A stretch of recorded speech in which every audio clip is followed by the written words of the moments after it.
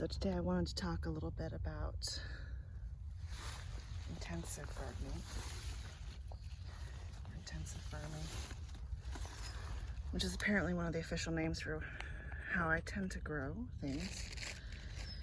And I think it's well illustrated by this zucchini plant. And I think these kinds of methods are going to become more and more important as climate change makes the average trends hotter, drier in some places, and even as it makes it wetter in some places. So essentially how I plant is kind of what looks like chaos to other folks. I interplant things pretty closely, and when I say interplant things, I don't necessarily mean vegetables, even though this is probably a lot closer than other people would do. So you can see I've got some broccoli here that needs to be harvested, calendula, there's nasturtium. I do still have netting over this bed because I have a lot of broccoli and cabbages in this bed, and it just helps with some of the cabbage moths. And I do have some zucchini I need to harvest in here. There's some hiding in the bottom. But you can see I've got clover, and there's some carrots in the background there. There's broccoli. There's nasturtium that's basically intertwined with the zucchini plant.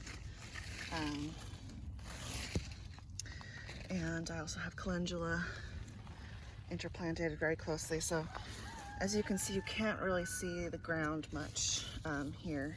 The nasturtiums are covering it, the clover is covering it, and the leaves of the squash reach above that canopy of companion plants for the most part.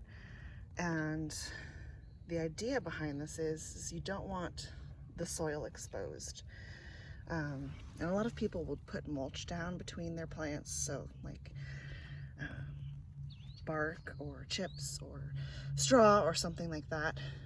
The problem with that is, while those do provide some of a heat barrier, it's not as much as a living mat of plants, and in part that's because the plants like clover here, even carrots, they do have roots, and so they're contributing to just the overall health of the soil, its water retention, and things like that. And the ground is more shaded versus covered, so it helps with moisture retention in that respect too. So anyway, this looks very busy, and you wonder, because they usually tell you to give squash, for example, several feet of space because they tend to sprawl, which, as you can see, this plant is quite large. So it is doing what it's supposed to do, but we have, in this bed, there is basically no ground that's not covered by something, and that's my goal essentially. So I did actually plant clover as a cover crop here, and also to feed the bunnies so they wouldn't eat my vegetable crops. And we've got some mustard going to seed, which I'm letting it go to seed to both reseed itself, and also I'm going to collect the seed there. But essentially we've been having record heat waves in Oregon, and a lot of people's gardens are being destroyed by the heat. And as you can see, my garden is doing fine. We don't have any heat stress, even among these plants that can tend to be heat stressed. Obviously I need to harvest some of these things. I haven't been out here in about a week due to the heat, but my partner has been watering daily. But that's it, that's all we've been doing. We've only been watering. We don't have shade cloths. They're not needed. Again, if a plant has the root area protected, they may still get sunburnt on the leaves, but it's unlikely that they're going to be badly damaged if that root area is protected and the respiration from the soil is slowed by just having this basically shade forest under here, and having not only the soil covered, but having high density of companion plants in with your vegetable crops. And because I use companion plants that are also, for me at least, vegetable crops, so I do harvest the calendula, I do harvest the nasturtium. It's not as though I'm wasting space. In fact, I'm utilizing the space much more than a lot of gardeners do. You see a lot of empty space between plants, and there's often a conversation that this method of gardening produces more pests, and I would argue that it produces fewer pests if you do it correctly. So I obviously do have some pests here in the garden, and I'll show you some of this pest damage. This is probably mostly from slugs and probably some cabbage worms because it's not covered perfectly. But this is not going to hurt the plant so much. So you can see that most of the leaves are still pretty intact. This is a variety of purple broccoli, I believe. And so this is still producing a crop for me. I'm still harvesting the leaves. It'll start producing heads soon. And again, underneath, we have clover primarily covering the ground here. So what that does is it prevents that water, any water I put on the soil, from evaporating, keeping the water available for the plants for longer, even during the hot days, without worrying about disease as much. There is a problem sometimes in our humid climate like we have with powdery leaf mildew, but I have found fewer issues with that with this planting method as well, which may surprise folks. Because I'm planting companion plants that repel pests like powdery leaf mildew, funguses, and I'm also still keeping an eye on how the plant is being able to breathe. So these are crooknecks, and when I do come out here, I do check to trim any of the yellowing leaves near the ground. So here we have a yellowing leaf near the ground, and I will take these out and throw them in my path. Actually, they become part of the compost for the path, and manage it that way. You can see the beans are starting to produce. Pretty exciting. Again, I haven't been out here due to the heat. I have a heat allergy, so this gardening method, again, my partner has been lightly watering, but that's the only maintenance my plants have been getting this week. So as a disabled person, I actually really benefit from intensively planting like this. Again, there's basically no ground that is not shaded by other plants. Now, some of the things you need to think about if you're going to do this kind of planting is making sure your soil is fertile enough for what you're planting. So I knew going into this year that these beds were going to be very fertile because this has never been planted with vegetables before. It's a new bed. We had several loads of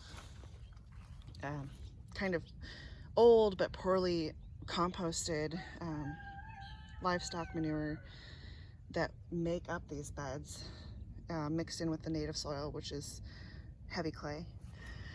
And I have not done any other fertilization or fertilizer. It's not needed at this point. And they're doing great. I was actually worried it would be too fertile, but because of this planting method, a lot of that is also mitigated. So worrying about being too fertile is not really an issue. And I'm also interplanting vegetables that have synergistic effects with each other, near each other. So many of you have probably heard of the three sisters planting beans and squashes and corn together. I do not have corn In this bed, I actually have corn in another bed that I haven't actually done a video with. I'm really struggling with an invasive weed in that one, but the corn is doing fine. But that bed is less fertile. Had potatoes planted in it last year. And I'm probably gonna add some fertility on top of the corn because the corn is a heavy feeder. But it needed more space and I figured I'd separate it out like that. And I have planted beans in between corn, and there's also sweet potatoes out there. But I have beans here planted very close to some squash, summer squash. And beans are nitrogen fixers and tend to be very shallow rooted. So the summer squashes are deeper rooted, the beans are shallower rooted. The calendula that I'm interplanting here has a deep taproot, but is otherwise doesn't spread out its roots so much.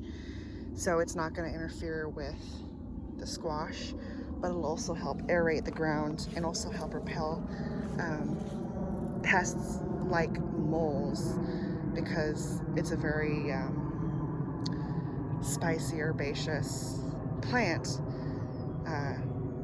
So the roots are kind of noxious to things like moles. And they also repel, this is a tomato here, tomato that's starting to fruit some. Calendula and borage also repel tomato hornworms. So again, they're all interplanted and working synergistically together and shading that ground to prevent water loss.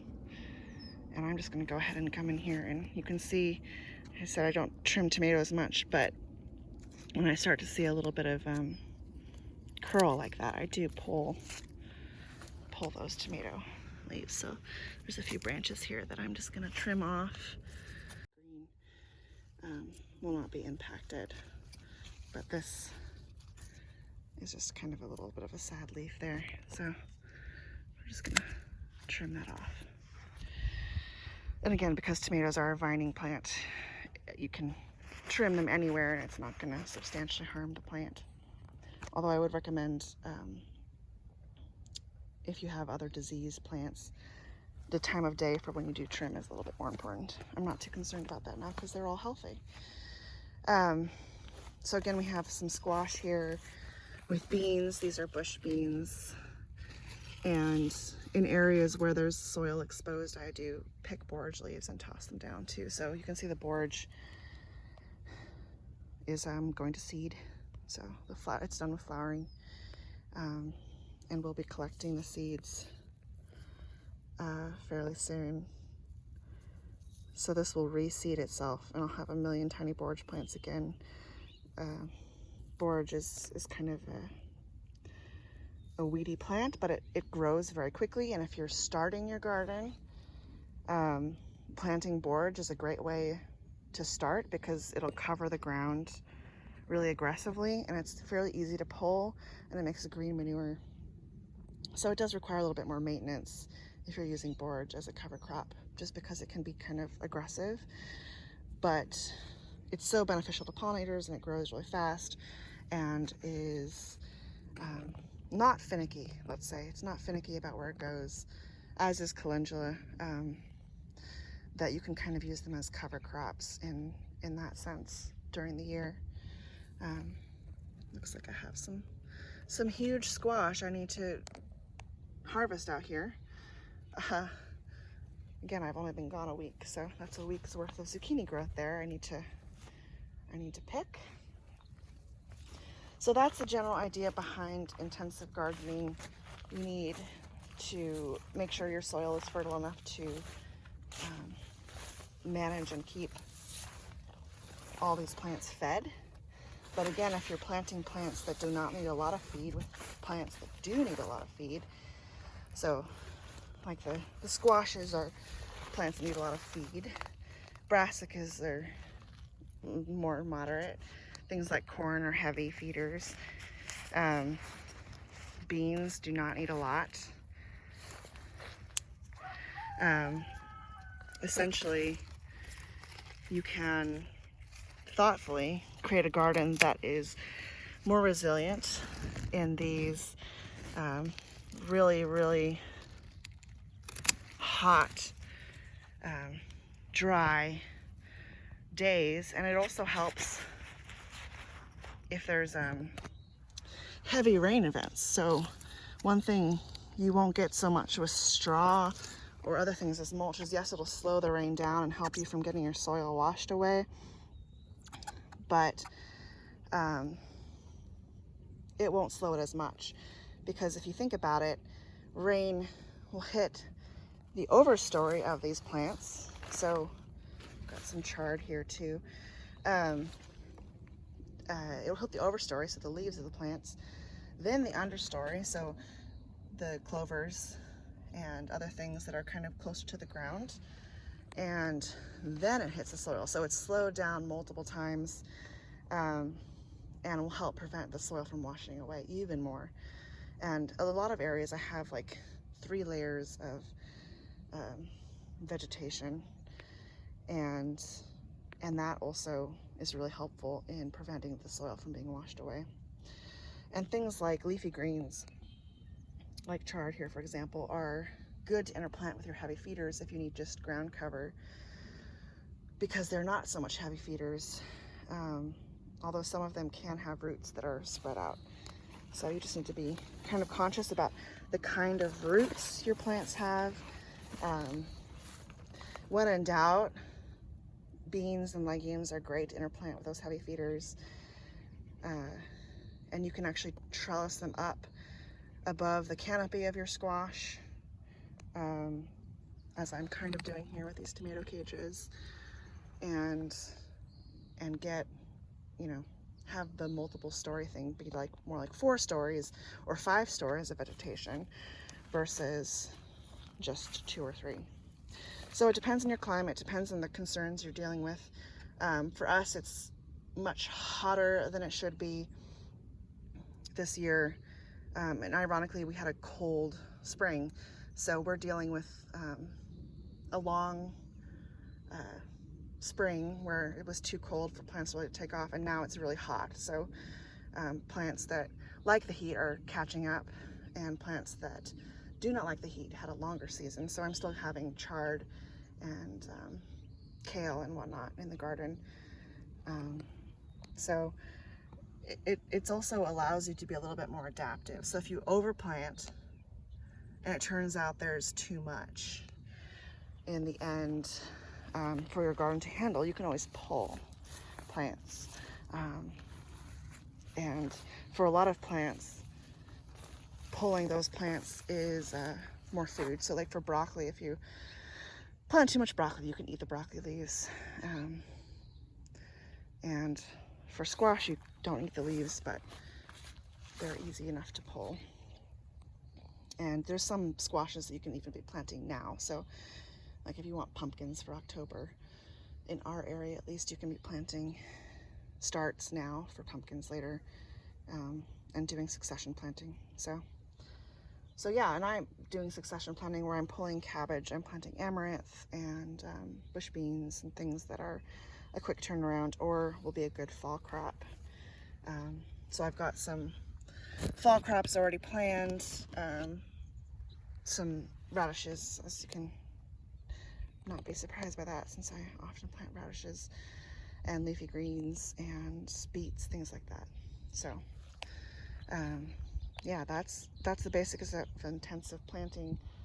The idea is to have the soil covered by multiple layers of canopy, and plant intentionally with companion plants amongst your vegetables, and not have big bare space between the ground.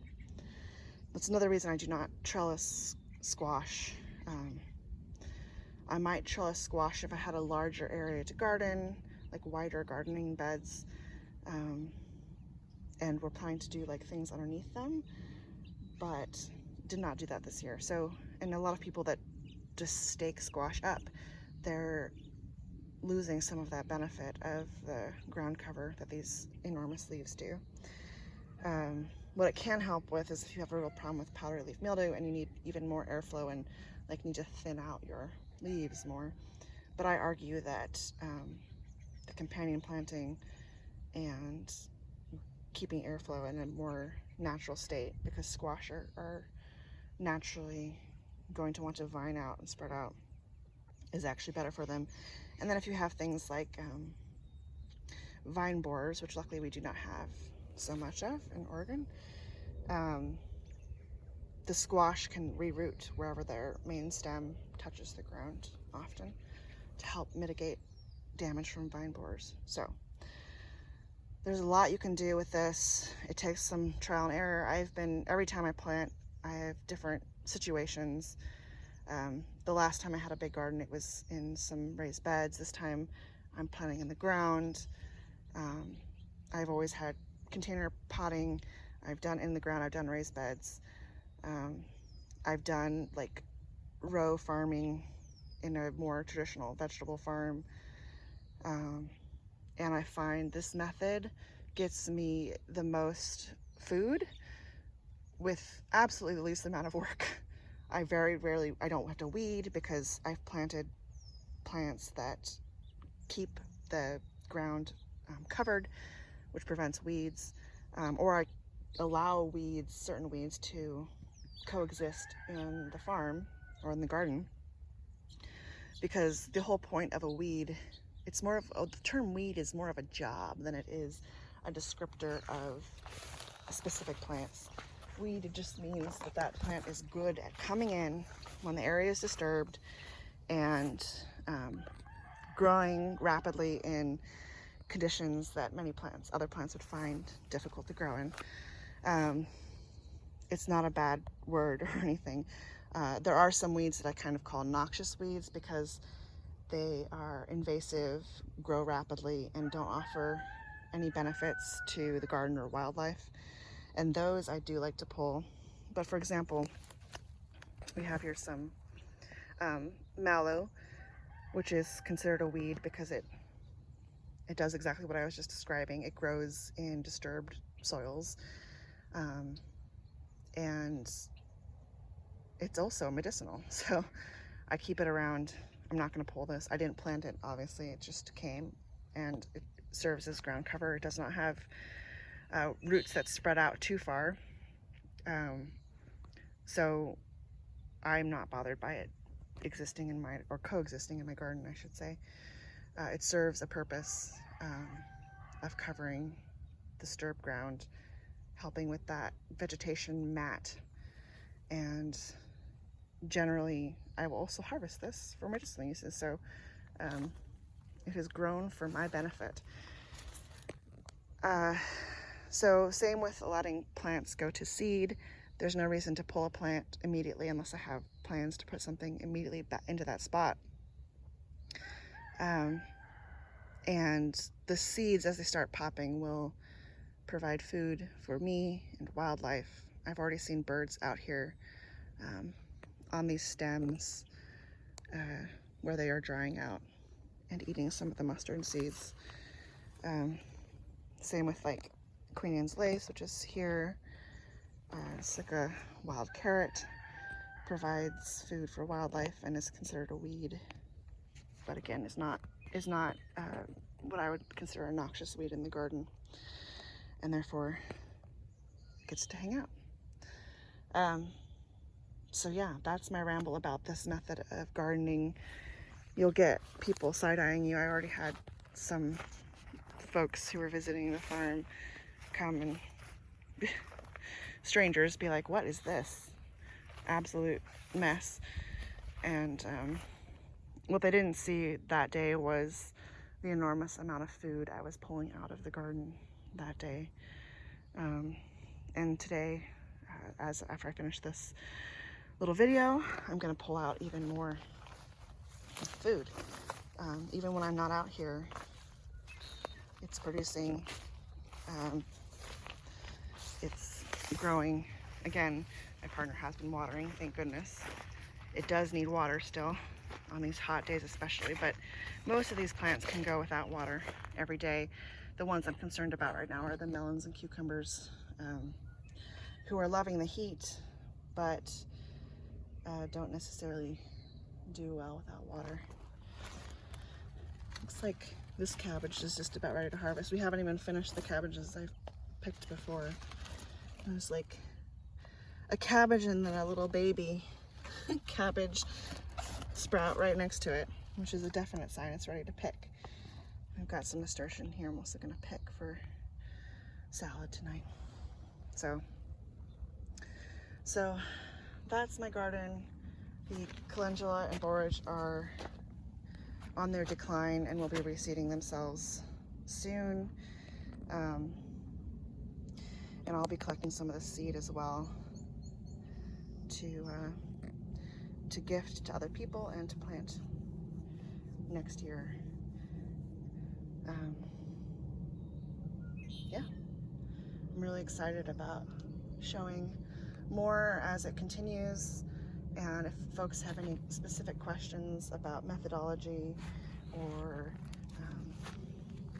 specific types of plants, specific cultivars, what I like, what I don't like, and why. A lot of what I plant is grown specifically because well, I like the plants, but I also get lots of harvest out of them. So this is overdue to be harvested, but still totally edible. Broccoli type. And I also like plants that require very little maintenance. So, and honestly, even if a plant says it needs a lot of maintenance, I often find that's not necessarily true.